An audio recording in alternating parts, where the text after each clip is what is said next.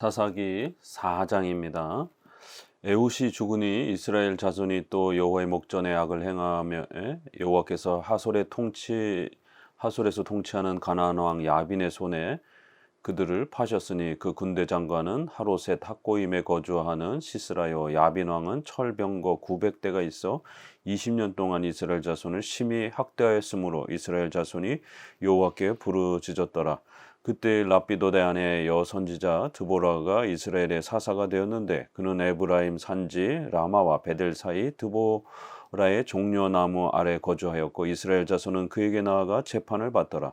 드보라가 사람을 보내어 아비노함의 아들 바락을 납달리 게데스에서 불러다가 그에게 이르되 이스라엘의 하나님 여호와께서 이같이 명령하지 아니하셨느냐? 너는 납달리 자손과 스불론 자손 10,000명을 거느리고 다볼산으로 가라.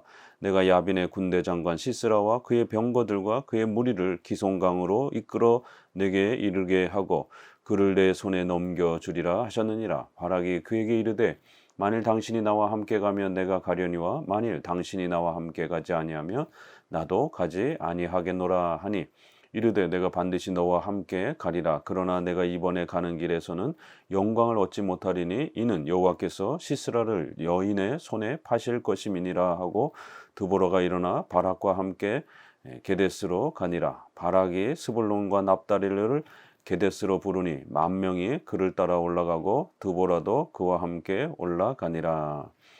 이제 새로운 또 사사가 소개가 되는데 특별히 4장에서는 드보라라고 하는 여자 이제 사사가 소개가 됩니다.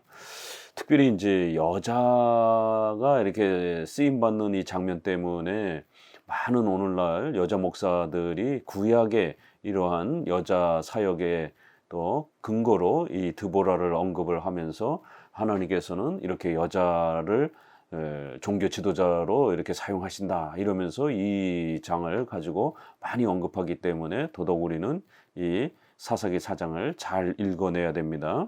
장로교 개혁주의는 여자 목사를 인정하지 않기 때문에 이 4장에서의 드보라의 사건을 그러면 어떻게 해석하는가가 굉장히 중요합니다. 4절에 보게 되면 랍비소대 안에 여선지자 드보라가 이스라엘의 사사가 되었는데 라고 이렇게 소개합니다. 이 사사라고 하는 것은 선지자도 아닙니다. 이스라엘이 부패했을 때 임시적으로 하나님께서 그 나라를 구하기 위한 그러한 통치자 개념 정도의 이렇게 임시성을 가지고 있는 성격이지 종교 지도자는 특별히 아니라는 것을 꼭 기억하셔야 됩니다. 더 나아가서 이제 9장 53절을 보게 되면 이렇게 여자에게 죽는 것을 굉장히 수치스럽게 이렇게 언급을 합니다. 그리고 이사야서라든가 이런 데 보게 되면 아이들이 통치하고 여자들이 통치하는 이러한 것들의 무질서를 남자들이 무능력하고 부패해서 결국 그 남자들을 징계하는 그러한 방식으로 아이들이 또 이렇게 지도자감이 없는 사람이 통치를 하고 특별히 연약한 여성들이 통치를 하는 이러한 특별한 그러한 통치의 이러한 모습을 소개하면서 하나의 징계적 차원으로 남자들을 책망할 때에 성경은 이렇게 여성 통치의 부분을 임시로 가끔 이렇게 그것도 자주 있지는 않습니다. 이렇게 소개를 합니다. 결국 임시적인 그러한 특별한 그 예외 규정을 보편화시키는 이러한 오늘날 여자 목사를 주장하는 사람들은 이렇게 성경에서 아주 드물게 한두 번 나오는 그런 임시적 특별성을 이렇게 보편적인 규범으로 이렇게 주장을 하고 있는 실수를 하고 있는 겁니다. 성경에서 자주 언급이 되고 또 신구약에 통일되게 주장되어지는 그러한 내용들을 우리가 교리의 중요한 규범으로 삼아야지 단 한 번 나오고 두 번 나오고 이런 임시적이고 특수한 경우들을 함부로 중요한 우리 신앙의 규범으로 삼게 되면 성경의 이러한 그 근거가 매우 이렇게 희박해지는 이런 어려움이 있는 것입니다. 훌다라라고 하는 이제 형태의 여자 사역자가 열왕기 하 22장 14절에도 나옵니다. 이것도 아주 예외적인 구약에서 여자가 쓰임을 받았던 아주 특수한 경우 이렇게 소개가 됩니다. 구약에는 이렇게 드보라와 훌다 정도만 겨우 소개하는 정도입니다. 신약에서는 빌립의 딸들이 사도행전 21장 8절에 보게 되면 이렇게 임시적으로 이렇게 예언의 은사를 받아서 미래의 어떤 특수한 그런 예언을 하는 그러한 아주 임시적 그러한 단회적인 그런 내용이 나옵니다. 사도 시대는 아직 사도들이 존재하던 그러한 시대였고, 이러한 초자연적인 그러한 하나님의 은사와 역사들이 성경을 기록하기 전에는 구약이나 신약이나 임시적으로 잠깐 또 이렇게 존재했었습니다. 그런 임시성, 특별히 대부분의 남자들을 사용하시는 이러한 보편성, 그런 아주 예외적으로 어떤 경우에 이렇게 특수하게 여자를 사용하는 이러한 형태입니다. 또 누가복음 2장 36절에 보게 되면 그리스도를 예언하는 이런 부분에서 한나의 이제 이러한 그 예언 정도가 이렇게 소개가 됩니다. 이렇게 구약에서 한 2번, 신약에서 2번 정도 소개가 되는 정도입니다. 고린도전서 11장 3절에는 여자의 머리는 남자다, 남자의 머리는 예수 그리스도다, 이렇게 해서 여성들은 항상 권위 아래에 있다라고 하는 그런 표시로 머리에 이렇게 또 수건을 써야 된다라고 하는 이런 아주 중요한 질서에 있어서 남자에게 권위를 주셨다는 내용이 나오고, 디모데전서 2장 12절에는 여자의 그런 공적인 질서 안에서 가르치는 것을 허락하지 않았다, 남자를 주관하는 것을 하나님이 허락하지 않았다라고 이렇게 성경에서는 명확하게 여성이 교회의 종교적 지도권을 갖는 것에 대해서 아주 엄히 금지하고 있습니다. 우리가 교회 역사만 봐도 초대교회의 이러한 모습, 또 구약의 이러한 대부분의 선지자들은 남자입니다. 또 신약의 12사도도 여자가 한 사람도 없습니다. 또 초대 교부 500년 시절만 봐도 어거스틴 때까지도 여자 교부들은 없습니다. 대부분 다 남자 목사들이 교회의 중요한 교부로 소개가 됩니다. 중세 시대가 아무리 타락했어도 교황, 사제, 어떠한 형태 아래서도 단 한 번도 여자 사제가 허락되어 있지 않습니다. 또 종교개혁자들, 루터, 칼빈, 낙스, 이런 수많은 종교개혁자들이 있지만 단 한 명의 여자 이런 목사 종교개혁자는 없습니다. 그리고 1700년에 감리교와 이러한 또 침례교가 형성이 될 때에도 감리교에서조차도 여자 목사가 없었습니다. 결국 1800년에 이르면서 이런 신비주의, 은사주의가 이제 등장하기 시작했고, 1900년에 와서 오순절파에서 이렇게 여자 목사가 등장을 합니다. 또 2000년 교회사 속에서는 주로 이단에 속해 있던 사람들이 미래를 예언하고 이런 은사주의 하는 사람 속에, 그런 교파 속에 간혹 이렇게 여자 선지자라고 해서 신사도 운동, 신선지자 운동하는 사람들, 교파들 안에 그렇게 여자 예언자들이 있었습니다. 그건 이단에 속해 있는 그런 교파들 안에 간혹 있었습니다. 우리 정통 기독교 안에는 이렇게 2000년 교회사 속에 여자 목사가 존재하지 않고 있습니다. 오늘날 총회에서, 합동총회라든가 이런 보수총회에서 자꾸만 여자 목사를 인권 개념으로 접근을 하면서 그렇게 허용해야 된다라고 자꾸만 주장을 합니다. 그러면 2000년 동안 금지해왔던 그런 성경적 입장은 다 바보가 되는 겁니까? 갑자기 이제 겨우 1900년에 와서 느닷없이 이런 신비주의 계열에서 신사도 운동하는 계열에서 여자 목사가 등장을 하면서 그것이 감리교라든가 복음주의권 내, 그 다음에 장로교권에도 이렇게 퍼진 것이지, 2000년 동안은, 1900년 동안은 여자 목사가 존재하지 않았던 것입니다. 교회사 자료에서도 이렇게 명백하게 교회 역사 속에는 여자 목사가 정당하게 이렇게 임직받지 못했습니다. 신구약의 이러한 성경의 99%의 보편적인 이러한 하나님의 명령과 또 예수님이 사도들을 세우는 이러한 과정 속에는 여자 선지자와 사도와 목사와 장로를 세우지 않았다는 사실을 꼭 명심하셔야 됩니다.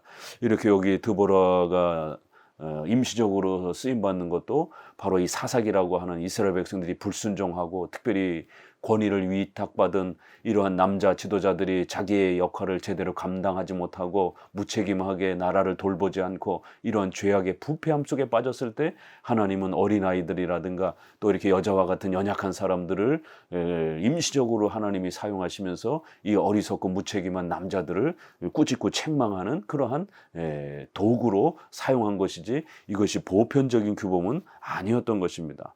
그래서 여선지자 드보라도 자기가 직접 나가서 다른 사사들처럼 싸운 게 아니라 바락을 이라는 남자를 앞에 세워서 그렇게 전쟁을 치르는 것을 보게 됩니다. 만약 이것이 보편적인 어떤 상황이었으면은 본인이 나가서 싸우면 되지 왜 바락이라고 하는 남자를 앞세워서 싸웁니까? 이러한 특수한 경우에서조차도 이렇게 남자를 앞에 세우고 나아갑니다. 그런데 이제 8절에 보게 되면 바락이 지금 이 사사기의 배경을 남자들의 그 무능력함과 무책임을 아주 그대로 나타냅니다. 8절의 고백을 보게 되면 바락이 그에게 이르되 만일 당신이 나와 함께 가면 내가 갈 거지만 만약 당신이 안 가면 난 안 가겠다. 이렇게 아주 무책임하게 결국 자신의 모든 그런 안위와 이 문제들의 두려움을 느낀 나머지 결국 드보라에게 모든 걸 의탁하는 이러한 쩔쩔매는 용기가 없는 이런 바락의 모습을 볼 수가 있는 것입니다.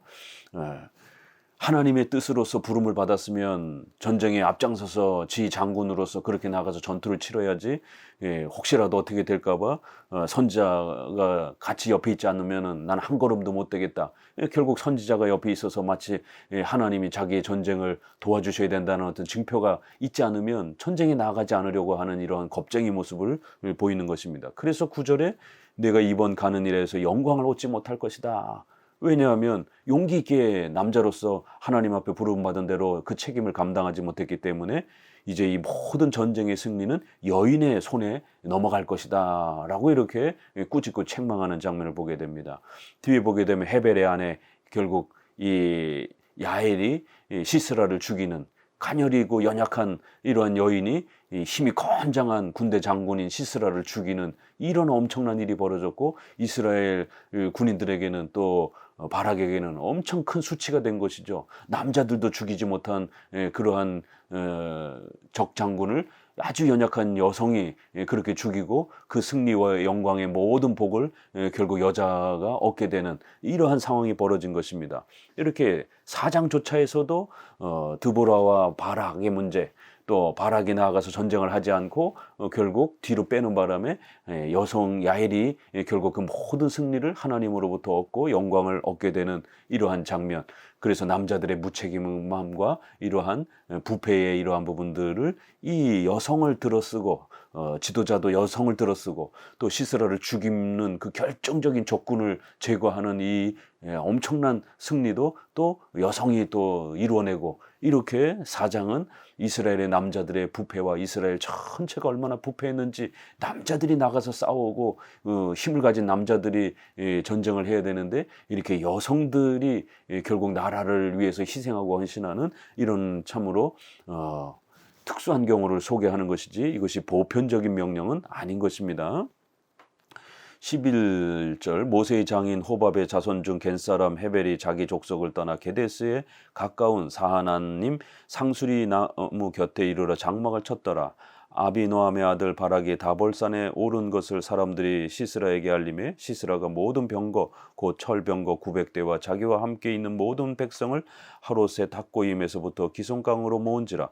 드보라가 바락에게 이르되 일어나라. 이는 여호와께서 시스라를 내 손에 넘겨주신 날이라. 여호와께서 너의 앞서 나가지 아니하시느냐 하는지라. 이에 바락이 10,000명을 거느리고 다볼산에 내려가니 여호와께서 바락 앞에서 시스라와 그의 모든 병거와 그의 온 군대를 칼날로 혼란에 빠지게 하시매 시스라가 병거에서 내려 걸어서 도망하는지라. 바락이 그의 병거들과 군대를 추격하여 하롯셋 핫고임에 이르니 시스라의 온 군대가 다 칼에 엎드려졌고 한 사람도 남은 자가 없었더라. 결국 본문은 갑자기 이 모세의 장인 아주 오래된 그러한 선조 이야기를 꺼내면서 겐사람 이렇게 1장 16절에도 바로 이 겐사람을 소개를 하는 겁니다. 왜냐하면 바로 이러한 중요한 이제 역할을 이들이 했기 때문에 그렇습니다. 헤벨이 자기 족속을 떠나 게데스 가까운 곳에 이렇게 장막을 쳤다 그러면서 이렇게 이 가나안에 이렇게 이스라엘 백성들을 따라와서 거기에 진을 치고 이렇게 살았던 것을 알 수가 있습니다. 결국 전쟁의 이제 이러한 그 상황은 이루어졌고 결국 그 전쟁 속에서 이 게데스 사람들이 겐 사람이 이 게데스 가까운 곳에 있다가 결국 이 전쟁에 휘말리면서 이쪽 편에 서야 될지 저쪽 편에 서야 될지 아주 중요한 그런 고민을 하다가 결국 하나님을 경외하고 두려워하면서 이스라엘 편에 서는 이러한 용기 있는 장면을 보게 되고, 그 용기에 또 하나님을 택한 것에 대한 또 귀한 복을 하나님이 전쟁의 승리라는 형태로 또 그 가문에게 허락해주고, 또 이렇게 성경을 통해서 비록 이방인이었지만 모세의 장인이 또 그 후손들이 이스라엘을 쫓아왔고, 또 이스라엘 곁에 서면서 또 이렇게 가나안 왕과 또 일정하게 이렇게 균형을 이루다가 결정적인 순간에는 신앙을 바라보면서 하나님을 두려워하면서 하나님 곁으로 왔을 때 또 하나님께서는 그들을 보호해 주시는 이제 이러한 장면이 나오는 것입니다. 결국 이 전쟁도 하나님이 역사해 가시기 때문에 하나님 여호와께서 바락 앞에서 시스라와 그 모든 병거 그 온 군대를 칼날로 혼란케 하셨다. 이게 이제 무슨 장면이냐면 5장 4절에 보게 되면 하늘이 물을 내리고 구름도 물을 내렸나이다. 이 기손강에서 전투를 했습니다. 강 근처에서 전투를 했는데 갑자기 비가 내리면서 강이 범람을 했고, 여기 900대가 넘는 이런 철병거, 가장 강력한 무시무시한 고대의 아주 최첨단의 무기에 해당이 되는 이 철병거가 900대나 갖추고 있는 이런 엄청난 군대였는데, 강 근처에서 비가 쏟아져 내리니까 결국 진창이 돼버려서 그 철병거는 바퀴로 굴러가야 되는데 이 진흙탕에 빠지니까 작동을 할 수가 없는 것입니다. 이렇게 이스라엘의 힘과 능력으로 이 전투에서 이긴 것이 아니라 오히려 하나님이 자연 만물을 사용하셔서 이렇게 이스라엘의 그 철병거, 가장 강력한 무기였던 철병거를 다 무력화시키고 하나님께서 이스라엘에게 승리를 주시는 놀라운 전쟁의 역사를 보게 됩니다. 결국 이 병거가 움직일 수 없으니까 시스라가 내려서 도망을 하게 되는 이제 이런 일이 벌어졌고, 그 전쟁의 혼란함 속에서 비가 오고 막 이렇게 전쟁터가 막 엉망진창이 되니까 결국 군대들은 그의 온 군대를 칼날로 혼란에 빠지게 했다. 그러면서 결국 아군과 적군을 구별할 수 없을 정도로 혼란이 찾아오니까 자기들끼리 막 칼날을 휘두르면서 그렇게 서로 죽이는 이러한 엄청난 하나님의 승리의 역사가 이스라엘에게 주어진 것입니다. 이렇게 하나님께서는 놀라운 방식으로 하나님께 도움을 요청하게 되면 우리가 상상할 수 없는 그러한 초자연적인 그러한 전능하신 방법으로 하나님께서는 우리를 도우실 수 있다라는 사실을 늘 우리 성도들은 하나님의 전지전능하심을 의지해야만 하는 것입니다. 17절, 시스라가 걸어서 도망하여 겐사람 헤벨의 아내 야엘의 장막에 이르렀으니 이는 하솔 왕 야빈과 겐사람 헤벨의 집 사이에는 화평이 있음이라. 야엘이 나가 시스라를 영접하며 그에게 말하되 나의 주여 들어오소서, 내게로 들어오시고 두려워하지 마소서 하매 그가 그 장막에 들어가니 야엘이 이불로 그를 덮으니라. 시스라가 그에게 말하되 청하노니 내게 물을 조금 마시게 하라. 내가 목이 마르다 하매 우유 부대를 열어 그에게 마시게 하고 그를 덮으니 그가 또 이르되 장막문에 섰다가 만일 사람이 와서 내게 묻기를 여기 어떤 사람이 있느냐 하거든 너는 없다 하라 하고 그가 깊이 잠드니 헤벨의 아내 야엘이 장막 말뚝을 가지고 손에 방망이를 들고 그에게로 가만히 가서 말뚝을 그의 관자놀이에 박음에 말뚝이 꿰뚫고 땅에 박히니 그가 기절하여 죽으니라. 바락이 시스라를 추격할 때에 야엘이 나가서 그를 맞아 그에게 이르되 오라 내가 찾는 그 사람을 내가 내게 보이리라 하매 바락이 그에게 들어가 보니 시스라가 엎드려 죽었고 말뚝이 그의 관자놀이에 박혔더라. 이와 같이 이날에 하나님이 가나안 왕 야빈을 이스라엘 자손 앞에 굴복하게 하신지라. 이스라엘 자손의 손이 가나안 왕 야빈을 점점 더 눌러서 마침내 가나안 왕 야빈을 진멸하였더라. 결국 이제 이 전쟁이 어떻게 놀랍게 이제 맞춰지는지를 소개합니다. 앞서 예언했던 것처럼 결국 바락의 그 무책임하고 용기 없는 것 때문에 하나님은 이스라엘 남자에게 이 전쟁의 승리를 주는 것이 아니라 오히려 연약한 이 여인 야엘의 그 손에다가 그 영광을 맡겨주시는 것을 보게 됩니다. 결국 겐 사람 헤벨의 아내의 장막에 아주 우연찮게 그렇게 도망을 갑니다. 왜냐하면 당시에 겐 사람 헤벨의 집과 하솔 왕 사이에 이렇게 화평을 유지하고 있었기 때문에 혹시라도 도와주지 않을까 하고 그 근처에 사니까 그리로 급히 피신을 간 겁니다. 이렇게 하나님의 역사에는, 섭리의 역사에는 결코 우리 인간의 눈에는 우연처럼 보이지만 절대로 우연이 없는 것입니다. 하나님께서 이 겐 사람에게 이스라엘을 쫓아왔던 모세의 장인 그 이드로의 후손들에게 그들의 헌신에 또 하나님께서 복을 주시기 위해서 이 시스라가 아주 그렇게 우리 눈에 보기에는 우연찮게 그 헤벨의 집으로 도망을 간 겁니다. 그런데 이 헤벨의 집 사람들과 또 아내는 분명히 이 하솔 왕과 친하게 지내고 있었기 때문에 이 사태를 어떻게 처리해야 될지 고민이 있었을 것입니다. 하나님과 이스라엘 백성을 택할 것인가, 아니면 이방 왕과 또 그들의 보호와 도움을 택할 것인가. 지금 가나안에는 이런 하솔 왕이 지배하고 있는 또 강력한 또 보호가 있는 것입니다. 그렇지만 이제 새롭게 들어오고 등장한 이스라엘과 하나님을 선택할 것인지, 이렇게 겐 사람과 또 이 헤벨의 아내는 엄청난 고민에 빠져 있을 수 있습니다. 성경에는 자세히 나와 있지 않지만 이렇게 그 두 사이에 화평이 있었더라. 그렇기 때문에 이 겐 사람이 또 야헬이 이스라엘 편에 선기로 쉽게 결정한다는 건 쉽지 않았던 것이 충분히 우리가 추측할 수 있는 것입니다. 결국 야헬은 신속히 이스라엘 편에 서기로 결정했고, 그래서 우유를 가져왔는데 엉긴 우유다, 그러니까 약간 삭혀진 그런 이제 우유 형태로 볼 수가 있는 것입니다. 그렇기 때문에 그 피곤함과 또 이러한 엉긴 우유를 이렇게 먹으면서 쉽게 이제 잠이 든 것이죠. 그랬을 때 여인이 그렇게 또 야헬의 이러한 또 그 집 사람들이, 겐 사람들, 남자들이 또 이렇게 다가와서 죽인 것도 아니고, 연약한 이 야헬이 결국 말뚝, 이렇게 무기도 아니고 이러한 집을 만들고 이렇게 집을 세울 때 쓰는 그런 장막 말뚝을 가지고 와서 방망이를 가지고 와서 결국 관자놀이를 때려서 적 장군을 죽이는 이런 엄청난 전쟁의 승리를 성취하는 것을 볼 수가 있는 것입니다. 이렇게 연약한 여인을 사용하시고, 또 그 연약한 여인이 무기가 아니라 또 이렇게 집에서 그냥 일상 생활 도구로 쓰는 그런 말뚝과 방망이를 가지고 이렇게 적 장군을 물리치는 이런 엄청난 기적과 또 승리의 영광을 하나님께서 야헬에게 허락해 주시고, 그 집안이 오래도록 이스라엘 곁에서 복을 받으며 이제 가나안 땅에서 살 수 있도록 그렇게 또 은혜를 베풀어 주시는 것을 볼 수가 있습니다. 오랫동안 이렇게 이 겐 사람들은 가나안 땅에서 살았기 때문에 하솔 왕의 그 강력한 힘을 더 의지하면서 이방인들을 의지하면서 살고자 했던 그런 또 소망도 있었을 것입니다. 그러나 하나님과 이스라엘을 더 두려워하고 사랑하면서 결정적인 순간에 하나님을 택하고 이스라엘을 택해서 그렇게 적 장군을 죽이는 이러한 선택을 한 것을 보게 됩니다.